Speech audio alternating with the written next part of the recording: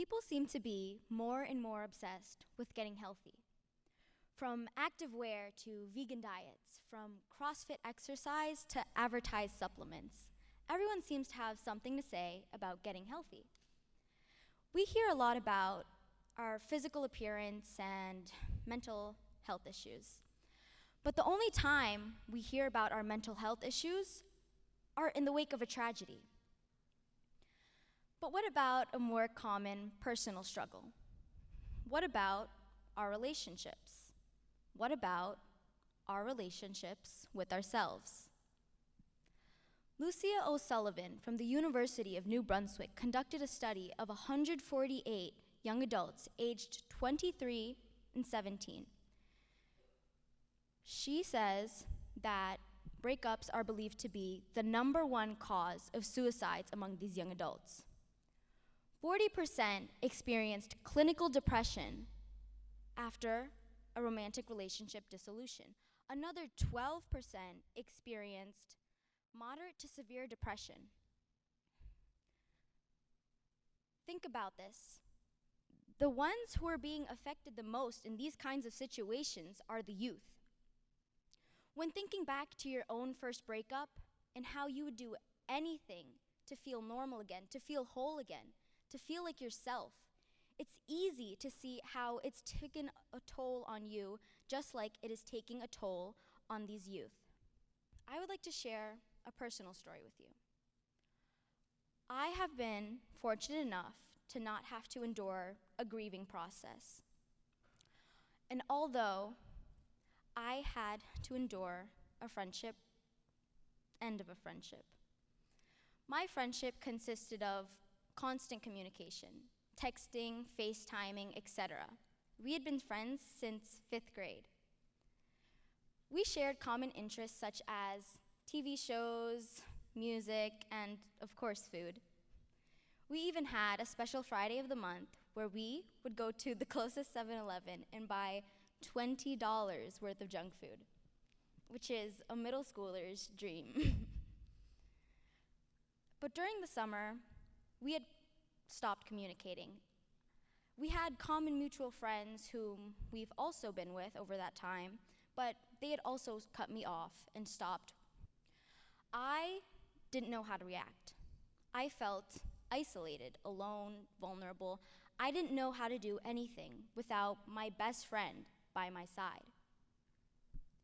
After switching schools, I'd focused on my schoolwork to help me gain more confidence, and although I have better friends now, I still worry about how they might be talking behind my back or saying things like how they find me annoying. It's easy to see how, just like I said earlier, those effects from that past relationship are affecting me now. Moving on, Timothy J. conducted a study saying that if you are clinically depressed, you may experience symptoms so severe that you're unable to do work or other important tasks. He lists symptoms of grief that are such as trouble trusting others, thinking of nothing else but your relationship, grief that gets worse instead of better. Grief can come in many forms after many occasions, such as losing a friend, a loved one, or losing oneself. It is important to focus on yourself and not give in to other people. For example, you can't be dependent on other people, expecting to rely on and expect them to answer all your questions and be there for you 24/7. Because a good friend knows how to help you out in times of need, but they also know that it's unhealthy to be there treating you like your mother would, babying you and helping you through this and that. You need to become your own person and grow and develop these emotions and feelings and thought process by yourself. You need to be able to go through these experiences. It is important to not only depend on these other people. You should be an independent person who does rely on others for help, but not 24/7. Focusing on yourself and putting yourself at the top of your own list is not selfish. It is self-love, which is seen as a more desirable characteristic rather than narcissistic. Being able to be your own. No one wants to go through the emotional damage of a breakup. No one would want to feel those emotions purposefully. But without these emotions and these experiences, you can't grow from them. You can't grow from learning that, oh, your friend just got in a breakup. Like, how does that affect you? You might be there for them and being a trusting friend and comfort them, but it's not your own experience, whereas you need to learn how to separate yourself from toxic people. It is important to have confidence in a relationship where you have to distance yourself or completely break off from another person. Relationships don't only consist of lovers.